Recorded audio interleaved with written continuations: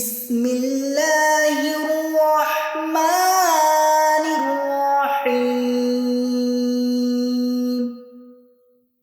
তাকাও সূর্য এর উজ্জ্বল কিরণের দিকে, তাকাও চাঁদের দিকে যখন তা সূর্যের আলোর প্রতিফলন ঘটায়।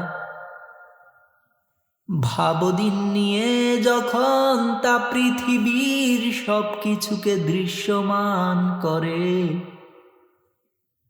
আর ভাবো রাতের কথা, যখন তা সব কিছুকে আঁধারে ঢেকে দেয়। তাকাও নভমণ্ডলের দিকে, ভাবো এর নির্মাতার বিস্ময়কর নির্মাণ শৈলী নিয়ে। তাকাও জমিনের দিকে, ভাবো তার কথা, যিনি একে বিস্তীর্ণ বৈচিত্র্যে বর্ণিল করেছেন। তাকাও মানবীয় প্রকৃতি ও সত্তার দিকে, মন ও প্রবৃত্তির দিকে, যাকে প্রয়োজনীয় সব কিছু দিয়ে সুবিন্যস্ত করা হয়েছে। তারপর তাকে ভালো মন্দ কাজের পাপ পুণ্যের সমস্ত জ্ঞান দান করা হয়েছে। অতএব যে নিজেকে পরিশুদ্ধ করেছে সেই সফল, আর যে নিজেকে কুলসিত করেছে সেই ব্যর্থ। সামুদ সম্প্রদায় অবাধ্যতা বশত সীমা লঙ্ঘন করল।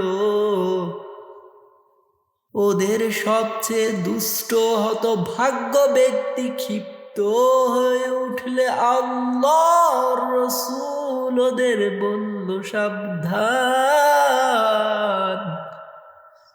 আল্লাহর উটনীকে পানি পান করতে বাধা দিও না। কিন্তু ওরা রাসূলকে অস্বীকার করলো, আর উটনীকে নির্মম ভাবে হত্যা করলো। ওদের পাপের শাস্তি স্বরূপ আল্লাহ পুরো জনপদকে মাটিতে মিশিয়ে দিলেন। আসলে পাপের পরিণতি সম্পর্কে কোনো ভয় ওদের কারো মধ্যে ছিল না। তাকাও সূর্য এর উজ্জ্বল কিরণের দিকে, তাকাও চাঁদের দিকে যখন তা সূর্যের আলোর প্রতিফলন ঘটায়। ভাবদিন নিয়ে যখন তা পৃথিবীর সব কিছুকে দৃশ্যমান করে। আর ভাবো রাতের কথা, যখন তা সব কিছুকে আঁধারে ঢেকে দেয়। তাকাও নভমণ্ডলের দিকে, ভাবো এর নির্মাতার বিস্ময়কর নির্মাণ শৈলী নিয়ে।